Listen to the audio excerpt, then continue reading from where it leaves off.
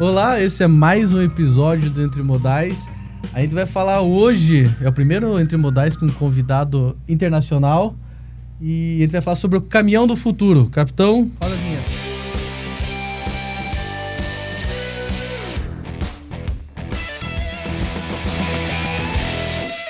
Muito bom. Antes de apresentar o nosso convidado, quero apresentar o Maurício, co-host pessoal, tudo bem? Desse podcast. Gabi, que é team leader do time de operação e conhecido do Julian, nosso convidado. O Julian, ele é diretor industrial e aplicações da Scania, fica lá na Suécia. E você pode ficar tranquilo que a nossa conversa vai ser em português, né, Julian? Não vai ser em sueco. Ele atualmente mora lá na Suécia. Ele é paranaense de nascimento, nascido aqui em Curitiba. Então, ele fala leite quente, do mesmo jeito que a gente, tá? Ele é formado em engenharia de produção na FAI, especialista em Delmia Quest. E o que mais, Gabi? Entusiasta do ciclismo, cara. O único cara que eu conheço que para assistir a Volta da França, cara. Não esqueço até hoje, Julião, o teu debate lá se o Armstrong era melhor do que o Contador, né? Esse cara, né? E se foi doping ou não foi doping? E se foi doping ou não foi doping? Nunca esqueça desse debate. Aliás, tá assistindo a Volta da França ou não? Claro, com certeza. E esse ano tá muito bom de volta. Muito aí, bom, cara. Né? Muito bom. Eu imagino. Julião, conta um pouquinho pra gente aí sobre você, sobre a tua carreira. Como que você foi parar aí, cara? Na boleia desse Scania. Bom, obrigado, Leopoldo, Maurício e Gabriel pela abertura e convite. É um prazer estar, de certa forma, representando aqui a Scania e também falando sobre o assunto que eu acho tão curioso. E aqui dentro dessa boleia do Scania 770, que é o verdadeiro rei da estrada, o King of the Road, o caminhão mais potente de série do mundo. Mas vamos lá, ao que interessa. Então, Leopoldo, eu ingressei na Scania em 2013, atuando na área comercial para os mercados de exportação, lá no Brasil, ou aí no Brasil, né? Ali em São Bernardo do Campo. Nessa época eu atuava nos mercados de Chile, Argentina, Peru, alguns mercados na América Central, tive o prazer de atender Bolívia também, por aí vai. Depois de uns anos eu acabei assumindo uma área de produto em São Bernardo do Campo, e foi aí que eu comecei a ter contato mais próximo aqui com a Suécia, e logo veio um convite que eu não pude negar para me mudar para cá e assumir essa área, que é a de indústrias e aplicações, né, que é uma área que a gente está próxima dos mercados para poder desenvolver a melhor utilização do caminhão para definidas aplicações, como caminhão de concreto, caminhão de grãos e por aí vai. E, bom, curioso um pouco dessa história é que eu me mudei com a minha família, minha esposa e meu filho. Meu filho, a primeira vez que ele veio para cá, ele tinha 2 meses de idade, e a gente veio por um período curto, voltou para o Brasil, logo veio a pandemia. No meio disso tudo aconteceu esse convite, a gente veio para cá, a gente se mudou e chegou aqui na Suécia dia 21 de agosto de 2020. Exato. Cara, agora você falou de uma coisa que eu entendo, cara, que é filho. Uma dúvida, cara. Eu tô com 3 filhos já, Júlio, você não sabe, cara. Uma dúvida. 3. Tem Peppa Pig em sueco, cara? Puxa, o Bernardo não tá no Peppa Pig, o negócio dele é... Tem uns desenhos de uns vikinzinhos assim, não tem, Juliano? Eu confesso assim, eu comecei a ensinar para ele o que é caminhão de concreto, caminhão de lixo, caminhão basculante e por aí vai. Então, ele gosta de carro, essas coisas assim. Não tô tentando influenciar, viu? Coincidência. Hein, Julian, alguns dias atrás a gente teve um papo aqui sobre essa crise de combustível, né, que está espalhada pelo mundo e aqui no Brasil tem os temperos adicionais. E daí essa discussão do combustível, ele traz mais foco para o caminhão elétrico, enfim, para outros tipos de energia, né? Como que esse tipo de tendência é observada pela Scania aí na Europa, e como que você acha que isso vai se aproximando aqui do Brasil? Você foi direto no tema mais quente. Vamos lá. Acho que o primeiro, mais importante de falar, até para ser algo prático, né? Não ser uma conversa assim do Julian sentado lá na Suécia. Mas tem que entender, cada cliente nosso, e esse é o discurso que a gente tem, cada operador logístico tem que entender o que faz sentido para a operação deles, para a realidade deles, não só naquela região, naquele país, mas como na operação em si, né? Então a Scania, ela não tem no caminhão elétrico a única opção para você reduzir os custos de consumo ou reduzir especialmente a emissão de CO2, né? No Brasil, eu tive o prazer de estar junto no início, lá, né, na Scania Latinoamérica, na introdução do caminhão a gás na região, no Brasil, a Colômbia também, que é um grande e forte consumidor de caminhão a gás, e México e por aí em diante. Então, o gás, e especialmente, na verdade, o biogás, quando gerado da biomassa, é uma das melhores formas de a gente reduzir CO2 em inúmeras operações. E isso é uma realidade aqui na Europa já tem mais de uma década, e é algo que a Scania no Brasil tem apostado muito, e não é à toa que a gente já tem mais do que 500 caminhões rodando, a gás rodando no Brasil. Isso se juntando a mais de 2, 3 mil ônibus a gás que tem na Colômbia, também outros 500 caminhões a gás da Colômbia. Então, acho que o primeiro ponto é entender a realidade. O outro fato, a Scania sempre foi conhecida e teve o foco de reduzir o consumo de combustível. Então, o powertrain, né, o trem de força, motor, caixa da Scania, sempre foi reconhecido por ser referência. E a gente, no ano passado, em novembro do ano passado, fez um lançamento aqui junto com um grupo do Super, né, que foi o lançamento do novo powertrain nesse momento para a Europa, onde a Scania não só promete, como também entrega 8% de consumo de combustível em relação ao outro Scania, né, ao anterior. E isso é uma outra forma de contribuir enormemente para a redução de CO2. E eu já vou explicar um pouquinho mais disso para vocês. Isso, Júlio, perdão, tudo em estratégia mesmo de powertrain. Você não está falando nada de elétrico ainda, né? Essas reduções e otimização aí de powertrain mesmo.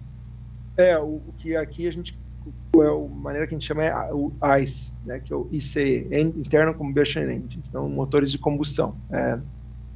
Não entrei nos veículos elétricos ainda, né? E dentro dos motores de combustão a diesel ainda, a gente tem a opção de rodar com biodiesel, com um grau muito maior de biodiesel do que tem aí no diesel do Brasil, e outras opções, que aí você também consegue reduzir, em especial a emissão. Mas vamos no caminhão elétrico. O caminhão elétrico, o custo de operação dele, ele é bem abaixo do caminhão convencional. Então, por esse lado, seria uma alternativa à questão da crise de combustível. Mas o custo de aquisição dele é muito maior. Então, o drive, em especial da Europa, hoje, na compra do veículo elétrico, é a redução de CO2.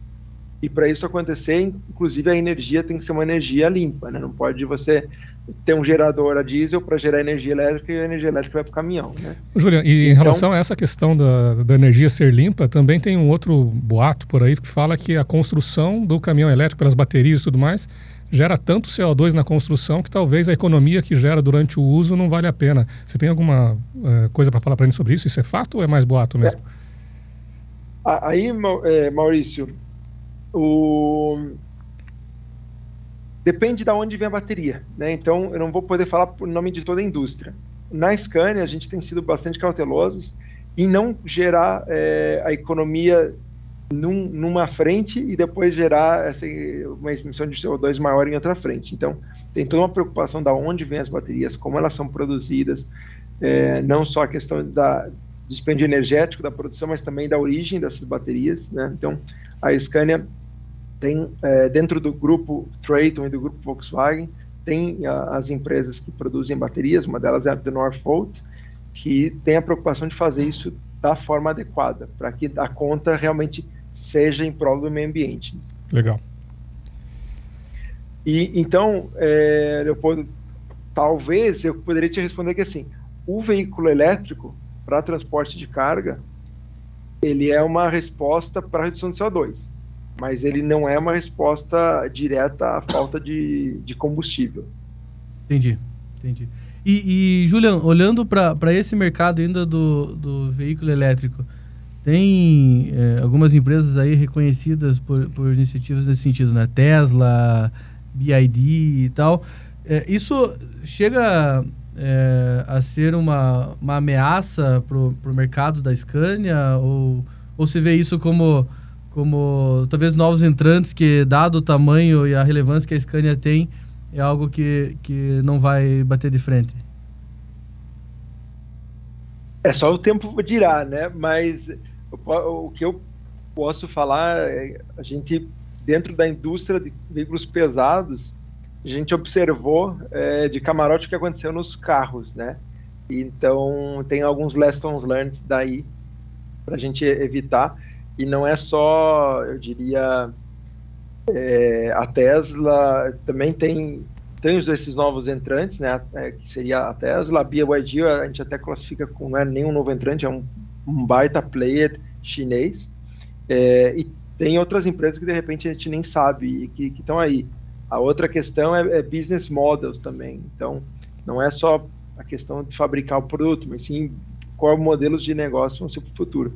A Scania está muito antenada nisso. Acho que nos últimos acontecimentos, por exemplo, a parceria para a instalação de postos de recarga que foi feita entre a Scania através do grupo Traton, né, que é Scania, MAN, Navistar e Volkswagen Caminhões e Ônibus, mais Daimler e Volvo aqui na Europa para a instalação de postos de recargas, é uma resposta dizendo, ó, a indústria os players mais tradicionais não estão dormindo em relação aos outros. Mas eu acho que tem espaço, tem que olhar com cautela.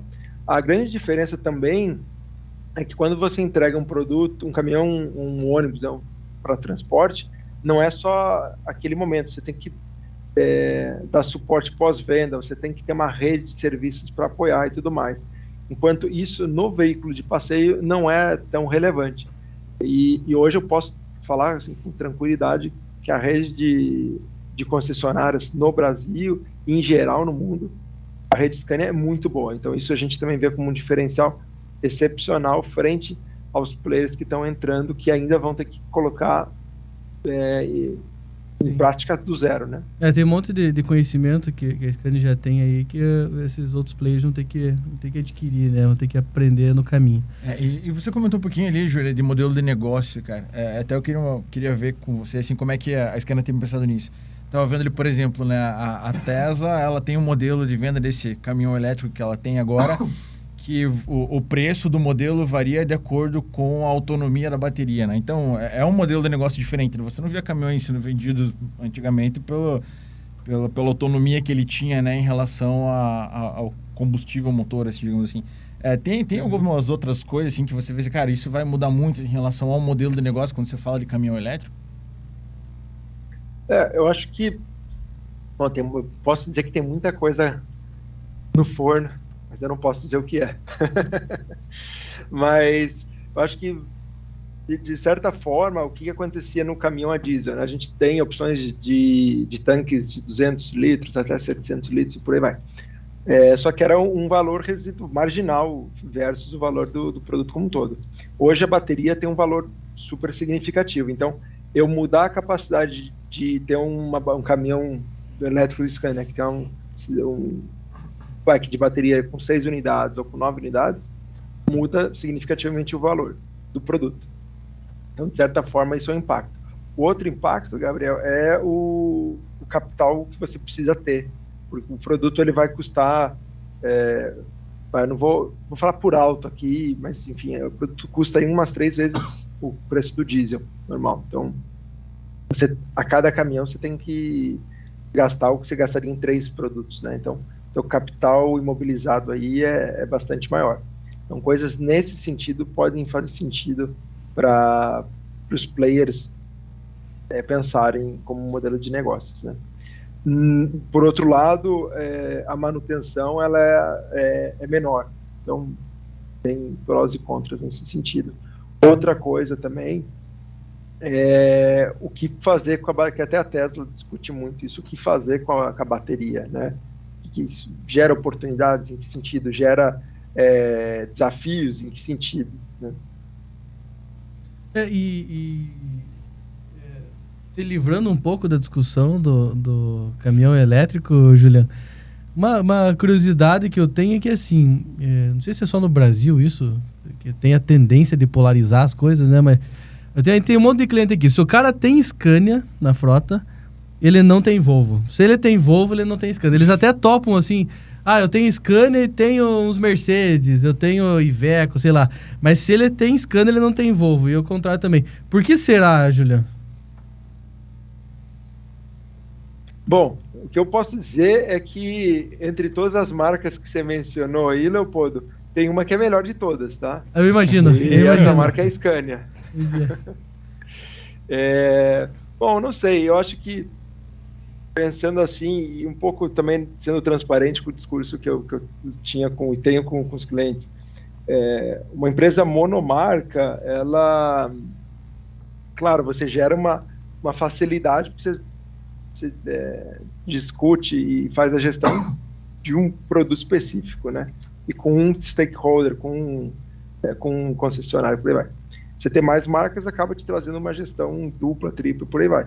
Eu acho que é uma tendência, talvez até vocês podem confirmar ou não, de ter menos marcas, mas não ter uma marca apenas, né?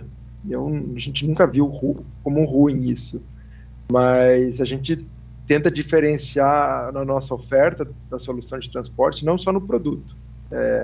Apesar de novo, né? Scania só Scania é um Scania e pode ser melhor que a Scania. Mas também diferenciar a oferta no atendimento, no contrato de serviços, nos serviços conectados, na atenção que a gente dá ao cliente e tudo mais.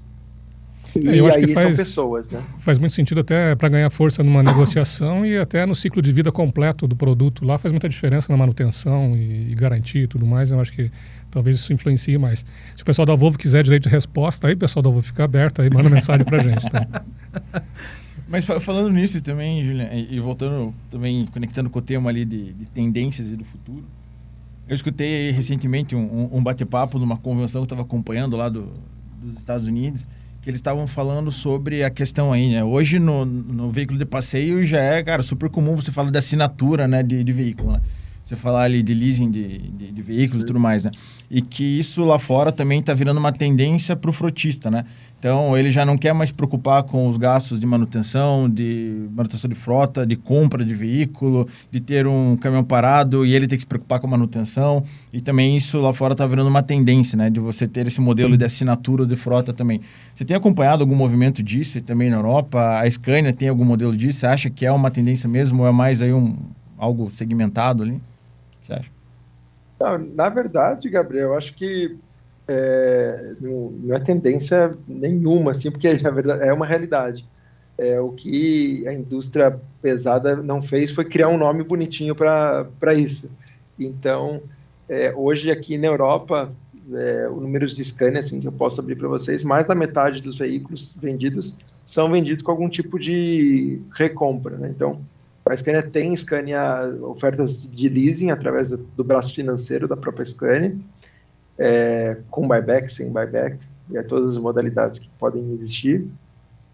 Também tem o Scania Rental, ou tem o contrato de venda com recompra, né? Então, acaba que o modelo de negócio já está, né? De repente não tem um nome, a gente falei, comercial para isso, mas já existe e a maioria aqui acontece dessa forma. A minha observação para isso, e por que no Brasil ainda a gente vê como se fosse alguma coisa mais nova, né, e tudo mais, é porque a taxa de juros aqui, a estabilidade de crédito é muito grande, então você tem essa tranquilidade, né? Você pega países aí, na Argentina, você comprar um caminhão, comprar mesmo, ser seu, isso é um investimento, né? Então, a características de inflação, estabilidade ou instabilidade econômica também viabilizam ou não alguns modelos de negócio. Mas, respondendo direto, sim, algo que, se o Brasil for na onda da Europa, muito em breve vai ser algo bem comum aí no Brasil também. Muito bom. E a gente falou na apresentação aqui, Julião, eu falei sobre o caminhão do futuro. E, cara, se você pegar e olhar, sei lá, 10 anos para trás e olhar agora os caminhões novos, a quantidade de sensor, informação que o motorista tem, até mesmo nós como provedores de tecnologia, né, a gente tem acesso a informações online do painel do caminhão para colocar para o nosso cliente através de telemetria. Como que você vê, Julião, isso avançando nos próximos anos? Qual será que é o próximo limite que a gente vai alcançar nesse sentido? Pô, Leopoldo, aí eu volto e meia quando me pergunto do futuro, eu tento me lembrar, porque quando eu entrei na Scania, um pouco adiante, lá em 2015, eu acho, tinha muito essa pergunta de caminhão autônomo, caminhão elétrico. E eu lembro que eu falava assim, que eu acreditava muito mais em um do que no outro. Agora eu não lembro se era no autônomo ou no elétrico.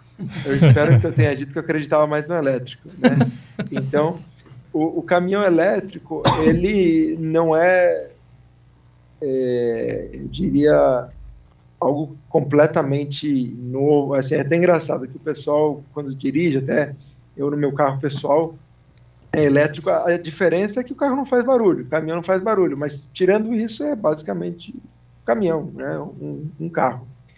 E então isso já é a realidade, já está estabelecido. É claro, tem a infraestrutura, tem que desenvolver mais ainda, a frota rodante ainda na Europa não é tão grande, especialmente nos países nórdicos, mas você vai para a Espanha, você vai para outros países, não é exatamente a mesma demanda que tem aqui, mas já é algo fato, né?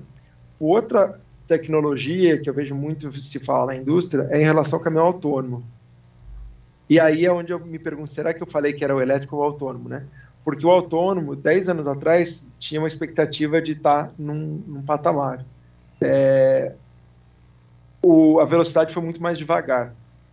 Então, e não foi apenas a tecnologia, foi também as barreiras legais. Eu acho que nos últimos um ano e meio, tiveram várias coisas que nos fizeram acreditar que pode avançar mais rápido.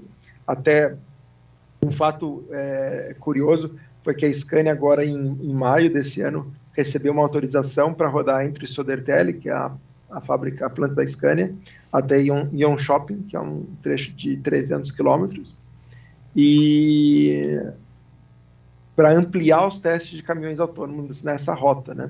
Então, o caminhão ainda não pode rodar sozinho, é sempre com motorista de segurança, mas eles já puderam avançar realizar mais testes nessa rota. Então, é uma abertura da legislação para isso acontecer, e isso a gente precisa para que a tecnologia siga se desenvolvendo. Então, em especial, o que a gente vê muito aqui é isso, é a questão do debate do caminhão autônomo e em qual momento que a maturidade vai estar, maturidade não só em relação à tecnologia, quanto também em relação ao ecossistema, que é governo e tudo mais, vai estar disponível para a gente poder avançar. E o elétrico, que ele já é a realidade, né? Agora tem a questão de escalar essa realidade para um volume maior. Perfeito. Mas essa questão do autônomo, então, será que a gente não está dando... São esses 2 pontos. Oi, pode falar, Júlio. Desculpa. Eu diria que são esses 2 pontos que é a discussão maior, né? Mas aí vocês falaram em conectividade.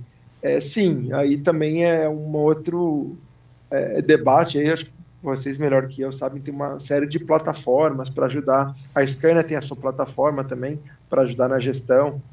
A gestão da frota tem inúmeros desafios, também compartilhando com vocês, falta de motorista não é exclusividade do Brasil, a Europa tem muito, o alta do preço dos combustíveis também. Então, essa série de desafios também existem para aqui, como você rodar o menor tempo possível com o caminhão vazio, etc., né? Desculpa, Maurício. Não, só voltando no autônomo ali, essas barreiras legais, elas atrapalharam bastante, com certeza. Mas será que a gente não está indo aos poucos lá para o semi-autônomo, colocando frenagem automática, assistente para não sair da faixa, sugestão de rota e tudo mais? Parece que eu tenho a percepção que a gente está inserindo devagarzinho por módulo a direção autônoma, mais como sugestão e apoio. Se sente isso também? Sim, total, e até legal que você trouxe esse ponto que isso não é tão conhecido. Então, quando a gente fala de veículo autônomo, tem os diferentes níveis. Então, tem L1, L2, L3, L4, né? Quando a gente vai falar um caminhão que dirige sozinho, ele está mais próximo ao L4. Mas a gente tem os níveis de assistência, né? E acho que aí, Maurício, sim, a tecnologia ela existe, mas ela tem que ser expandida. E aí é onde a Scania também decidiu focar muito daqui em diante, porque isso tem muita relação com a segurança, né? Então, quando a Scania, algum tempo atrás, ela assinou um acordo junto à ONU, que é os metas de desenvolvimento sustentável e tudo mais. Então, a gente leva muito a sério a questão da sustentabilidade. A sustentabilidade, ela tem o viés muito claro pela questão de meio ambiente. O outro viés dela é a questão de segurança rodoviária. E aí, inclusive, que a gente puxou essa iniciativa mais forte para promover esses sistemas, para falar mais sobre isso. Não é só ter o sistema disponível, né, no produto, é também as empresas de transporte pedirem por esse sistema, adequarem esse sistema nas frotas delas, terem o follow-up junto com os motoristas, darem treinamento, ensinarem também aos motoristas como utiliza, como não utiliza esses sistemas. E aí, ao que a gente está falando, né? Tem o sensor de auxílio de troca de faixa. Então, quando ele mantém o veículo na faixa, e quando você vai trocar, se você estiver trocando de faixa sem dar seta ou de uma maneira que você não esteja ativamente trocando, ele vai te dar um alerta sonoro. Isso já existe. A gente logo vai também ter disponível o assistente, ou seja, que auxilia você a manter a faixa, que já é algo disponível nos veículos, e logo vai ser uma necessidade legal na Europa. Então, em 2024, isso vem aqui para a Europa como mandatório. O outro é o freio de emergência, né? Então, o AEB, também já disponível. Inclusive, a gente não precisa nem ir tão longe. Os caminhões da Scania que a gente vende no Chile, por exemplo, cerca de 80% saem com esse conjunto, porque lá os clientes e os operadores e os clientes de clientes são muito mais exigentes em relação a isso. Então, tem que haver a demanda por todos os lados, né, Maurício? Mas tem muita coisa disponível para ajudar nesse sentido. Show. Você falando dessas adaptações, dessas evoluções, né, adicionando funcionalidades no produto. Uma coisa que eu lembrei agora, uma história, Julian, tem um cliente nosso aqui, que é um grande frutista Scania, que é a Transpanorama, e eu lembro do Cláudio e o Valdecir contando a história que eles identificaram na experiência deles, eles têm mais de 1.000 veículos da marca, que eles entenderam que uma adaptação ali no produto ajudaria eles a mudar o semi-reboque, a ter mais performance na execução do serviço deles.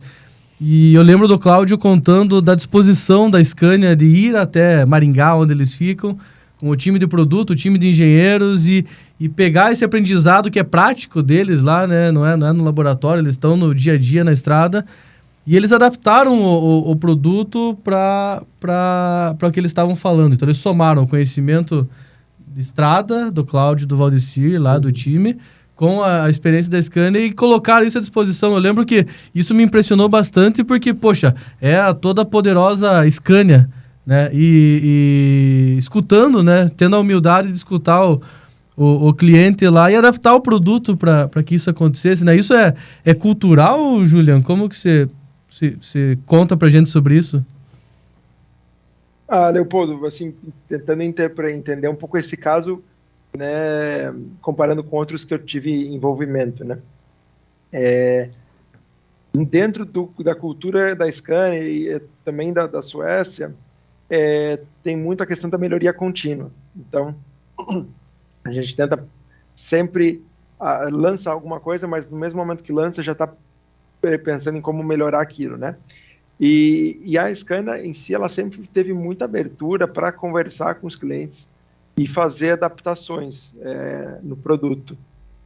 Então, claro, tem uma série de limitações possíveis. Quando a gente faz algo de fábrica, tem que ser algo pensado e testado à exaustão para ter certeza que aquilo tá atendendo não só os requisitos legais, mas também os requisitos nossos. A Scania tem uma série de requisitos que estão até à frente das demandas legais, mas a gente está assim aberto. Tem, inclusive, um processo onde o cliente, através do seu distribuidor, do seu conexão, né, de vendas, pode colocar uma demanda, e isso é avaliado aqui na matriz para ver se é algo simples que eu consigo adaptar, adequar, é algo de que complexidade, é algo complexo que eu tenho oportunidade de não só vender para aquele cliente, mas vender mais.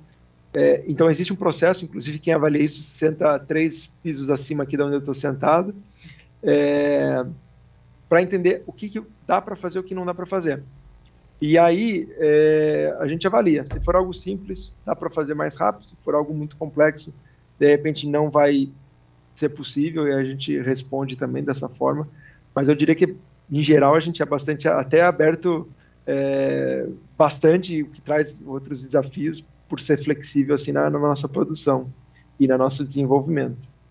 Muito bom. E que bom escutar esse caso que deu certo aí e conseguimos adaptar o produto para essa necessidade do pessoal. Com certeza isso gera fidelidade, né, do cliente lá e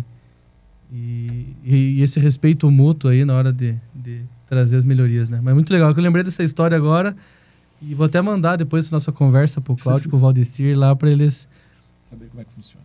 Exato. Um abraço para eles então aí, aqui da Scania Suécia. Boa. Uma dúvida, Julian, da experiência que eu tive no ramo automotivo também, de veículos comerciais, aqui no Brasil, né? A maior dificuldade das montadoras, né, das empresas, era com a famosa tropicalização, né, cara? Coisas que funcionavam muito bem lá fora, trazia para cá e umas tinham mais dificuldades que a outra, né? Como é que é isso dentro da Scania, esse processo de tropicalização? O desenvolvimento ele é feito pensado aqui mesmo no Brasil ou não traz coisas lá de fora e se adapta? Queria que você comentasse um pouquinho sobre isso, se você tem alguma história aí de alguma coisa, putz, a gente falhou nisso, não deu certo, ou deu errado no cliente, o cliente reclamou, não soubemos adaptar para o modelo de estrada, para o tipo de direção, enfim, falar um pouquinho sobre isso. Sim. É legal, Gabriel, porque quando a gente, de repente, tem uma imagem, né, de fora, depois você entra dentro, você começa a entender que existe várias outras coisas, ou uma complexidade que a gente não tinha em mente. Eu diria que hoje, assim, a Scania está no Brasil desde 1957, com a fábrica no Ipiranga, e foi ali para São Bernardo, onde desde então segue crescendo em 62. Então tem uma história enorme, né? São 65 anos de Brasil. E o Brasil ele sempre foi um mercado enorme. O Brasil ele representa para nós mais que o dobro do segundo país em relação ao volume de vendas. Nossa. Isso faz com que a gente pense no Brasil sempre, né? Então não tem nenhum desenvolvimento que a gente faz que não tenha o olhar da região América Latina e do Brasil. Outra coisa também, ao longo desses anos, é que teve um engenheiro sueco indo para o Brasil, muito brasileiro vindo para cá. Hoje até é um orgulho falar, todas as áreas da Scania têm representantes brasileiros, seja na engenharia, seja na área de qualidade, seja o que mais? Na área de compras, tem bastante, na área de marketing e vendas, né, que é a área que eu estou, e assim em diante. Então, tem um intercâmbio muito grande entre a fábrica lá, o grupo de São Bernardo e o grupo aqui da Suécia. O Brasil, quando a gente fala veículos de teste, a equipe do Brasil, inclusive, ela segue um calendário global. Então, que é testado aqui, pode ser testado no Brasil e assim por diante. É um time global também. Qualquer coisa que a gente vai introduzir no Brasil, o cliente pode ter certeza que ele já está sendo refinado aí, pelo menos por uns 2 anos, né, por essa equipe de testes de campo, né? E isso faz com que o produto, em geral, seja bastante adequado. E quando ele chega no Brasil, ele está bastante adequado, né? Então, a Scania ela também trabalha com um portfólio global, Então, hoje, o que está disponível, o eixo que a gente tem no Brasil é o mesmo eixo que tem na Europa, o motor que tem na Europa é o mesmo motor que tem no Brasil, por aí vai. Aí vocês podem perguntar, tá, Júnior, mas vocês lançaram isso na Europa, não lançou no Brasil? Sim, quando a gente tem, hoje são 3 grandes fábricas aqui na Europa e o sistema de produção de São Bernardo. Quando a gente lança algum item, a gente tem um calendário, né? Tem que seguir um plano de produção para ir introduzindo aos poucos em cada uma das fábricas e assim em diante. E normalmente a gente coloca a unidade de produção de São Bernardo por último. Isso não é ruim, viu? Mas é só para explicar aos clientes o porquê que tem muitas vezes uma defasagem de alguns meses ou um ano e pouco entre as introduções aqui e lá. Mas o produto em si é exatamente o mesmo. A fábrica exporta para fora do Brasil também, muitas vezes. A fábrica de Tucumã, na Argentina, exporta componentes também para a fábrica daqui. Então, é um sistema verdadeiramente global. A gente olhando a Scania.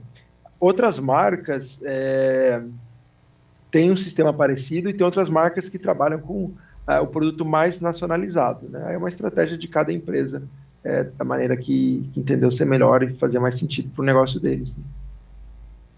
Legal. E não sei, cara, tem algum caso aí de insucesso de tropicalização que você pode compartilhar aí, que seja público, que não seja aquele só para não falar só das histórias boas também, né, falar, cara? Que eu sei que tem, cara. Toda engenharia tem o seu caso de insucesso. Puta vida, eu posso falar uma, talvez. É a cor amarela do Série 4. Esse não deu boa. O pessoal que está escutando a gente com certeza sabe do que eu estou falando. Mas quando a Scania introduziu, isso é o que eu escuto, tá, pessoal? Nada contra amarelo.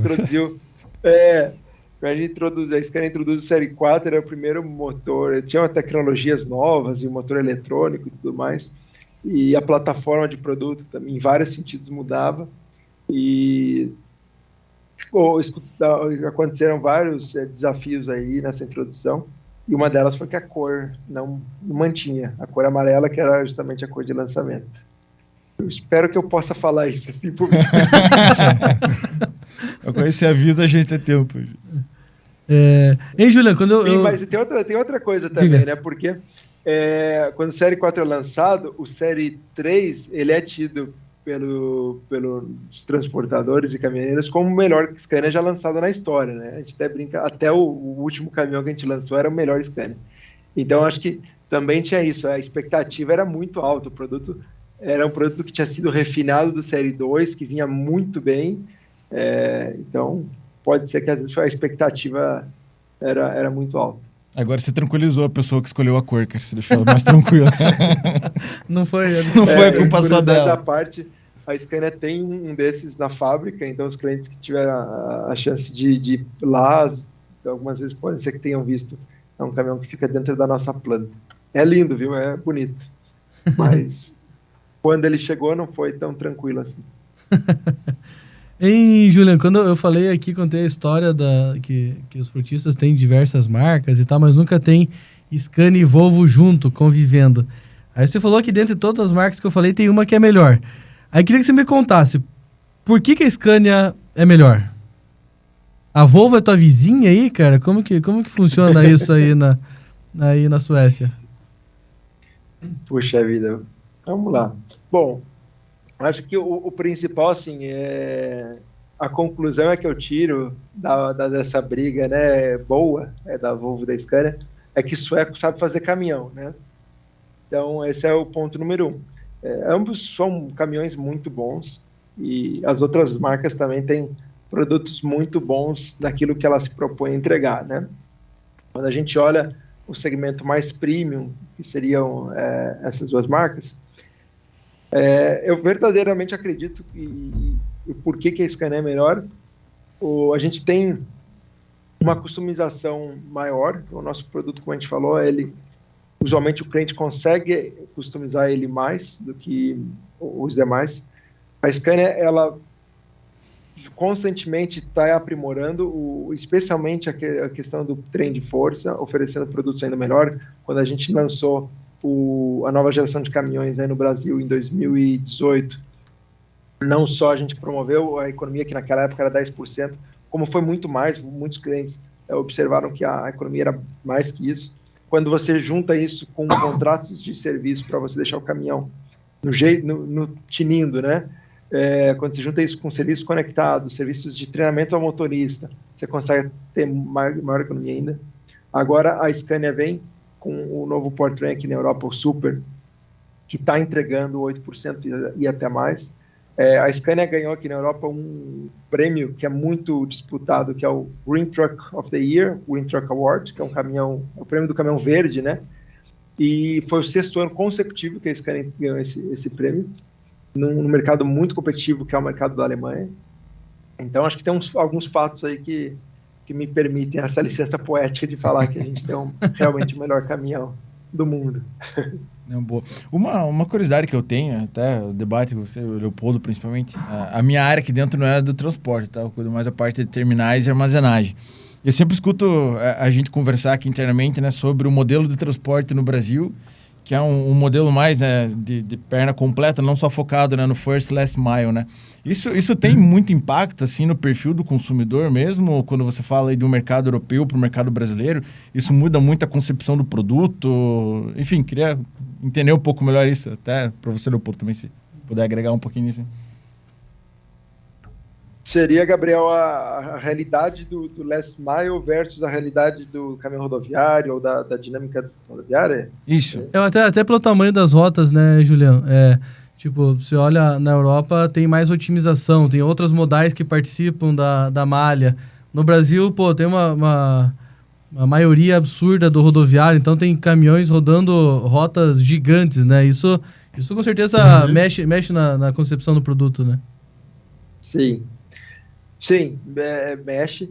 Eu acho que aí a gente tem que entender, assim, é engraçado ver que muda, apesar de você estar transportando uma carga de um ponto A para o ponto B, muda muito, e tem muita questão cultural, até é engraçado a gente falar isso, não dá para a gente julgar que no Brasil isso é feito errado, tem esse conceito equivocado, e você chega na Europa, tem outros conceitos equivocados, e por aí vai.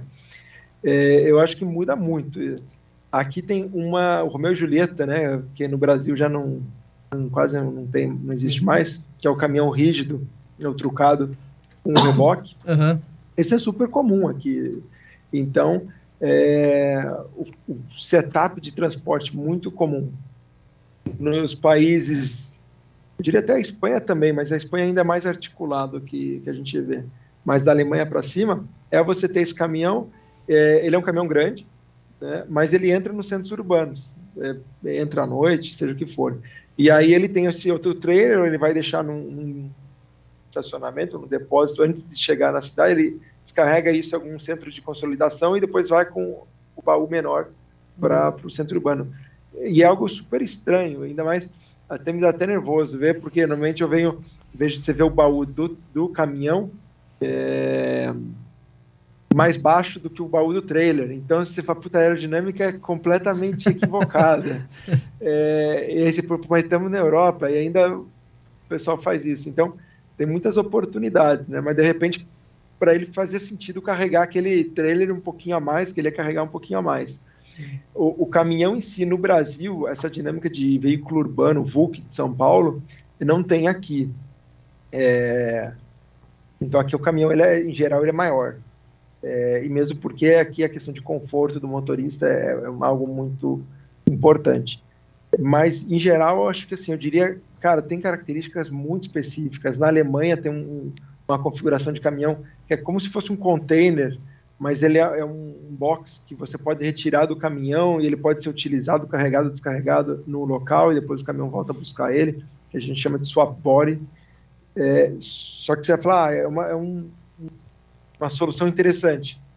E realmente mas só tem na Alemanha. Então, tem alguns outros países aqui lá. Então, eu vejo que tem muitas características específicas dos países e das regiões para a solução de transporte que se adequou melhor. Eu acho que, de repente, o mais importante para falar para o pessoal que está assistindo a gente hoje aqui troca de experiências, observação, isso vale muito, sabe? Para ver o que faz sentido levar para a sua operação. Perfeito. E também não pensar que é pior no Brasil, tá? Acho que, sobretudo isso. Não imagino que é pior. Aqui na Europa tem muitos modais, é comum ter o transporte por navios, trens e tudo mais, mas se você for para a Bélgica, para a Holanda, você vai ver pistas de 3, 4 faixas. Agora, a faixa da direita, onde o caminhão fica, é caminhão seguido de caminhão, que não dá nem para você entrar com o carro. Assim, isso vai por centenas de quilômetros. É muito intenso o tráfego. Então, não dá para pensar que aqui é livre de caminhões, livre de trânsito. Não, também esses desafios também tem. Legal.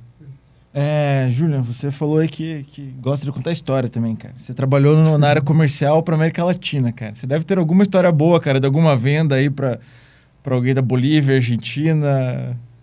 Enfim, cara, o que você podia contar aí de uma história boa pra gente? Vamos lá.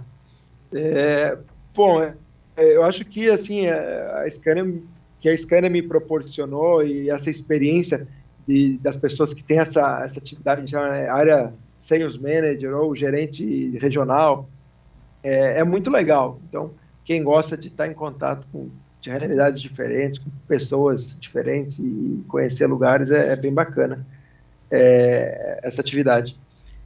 De repente, as maiores curiosidades, pode ser, a gente na Bolívia tinha alguns clientes que a gente ficou até mais próximo depois do tempo, que transportavam banana. E você imagina, banana na Bolívia. Mas a Bolívia é um grande produtor de banana, a Argentina é um dos principais compradores, mas também é exportado. E num momento uma peste tinha atingido banana, uma produção meio complicada, então tinha tido uma praga nas bananas do Equador, veja só. Então a produção do Equador tinha sido dizimada, estava muito baixa, e a China comprava só do Equador. Então a Bolívia teve um pico de demanda de bananas. E aí a gente acabou tendo uma demanda pontual ali com alguns clientes que trabalhavam nesse tipo de transporte, para poder dar conta de faturar mais caminhão e, por consequência, transportar mais até os portos do Chile para exportar para a China, porque tinha tido um aumento de demanda. Deu aquele pico no relatório de venda lá, assim, mas por que deu esse pico, Julião? Por causa que a banana do Equador estragou. Parece que não tem nada a ver uma coisa com a outra, né? Exato. Eu sempre brincava lá, brincadeira interna, que o gerente de negócios é muito bom, né? Então conseguiu desenvolver o mercado aí. E, poxa, aí eu tenho várias outras histórias aí. Eu morei um período no Panamá, outro período no Peru, e numa dessas aí, para procurar cliente, eu cheguei a seguir o caminhão, até o depósito do caminhão, para saber qual que era o cliente e pegar o contato. Isso que é a meta de venda, né, Julião? Meta apertada de venda, né, cara? No país eles compram muito, era no Panamá, comprou muito usados. Então eu vi alguma frota nova, falei, peraí, esse cara compra caminhão novo, então deixa eu ir lá. Aí eu fui seguindo ele durante uma meia hora, até que chegou no pátio, eu consegui a reunião. Não consegui vender depois, mas consegui a reunião e deu.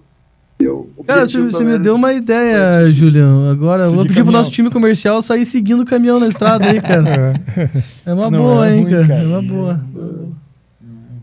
Gente, eu acho que até pra não ficar muito longo o papo, senão o povo aí deixa a gente de lado. Julião, eu quero agradecer muito a tua participação, cara, a tua disposição em estar conosco aqui, trocar essa ideia.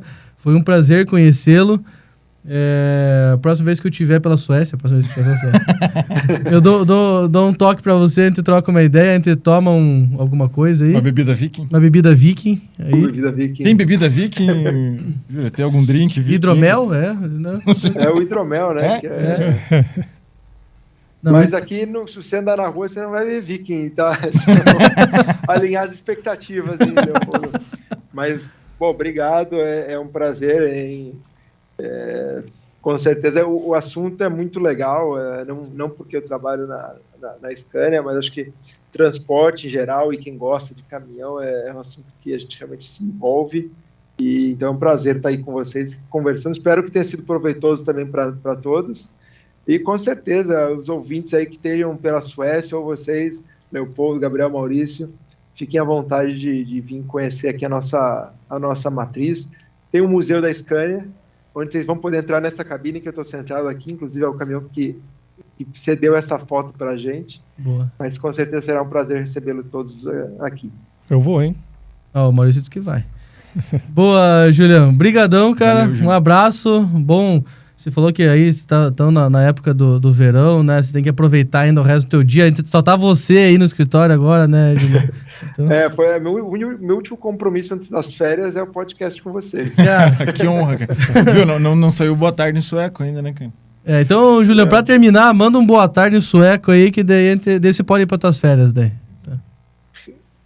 Hej alla, mycket bra sommar på alla, men vi ses.